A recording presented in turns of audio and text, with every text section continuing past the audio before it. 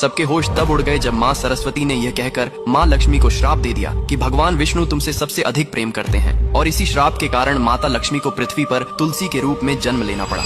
कहानी उस समय की है। वैकुंठ लोक में माँ सरस्वती, लक्ष्मी और गंगा देवियाओं में बहस हो गई कि तीनों देवियों में से भगवान विष्णु सबसे ज्यादा प्यार किसको करता है। क्योंकि सरस्वती ज्ञान, विद्या और कला की देवी थीं, लक्ष्मी धन, वैभव और समृद्धि की देवी, और गंगा पवित्रता, शांति और शुद्धता की थीं। भगवान विष्णु तीनों का समान आदर और सभी से समान प्रेम रखते थे। लेकिन तीनों देवियों के मन में यह प्रश्न उठने लगा कि संसार में सबसे अधिक महत्व किसका है, ज्ञान का, धन का या पवित्रता का। यह विचार धीरे धीरे बहस में बदल गया। नारद मुनि भी वहां पहुंचे और अपने स्वभाव के अनुसार अलग अलग दृष्टिकोण रखकर बहस को और गहरा कर दिया।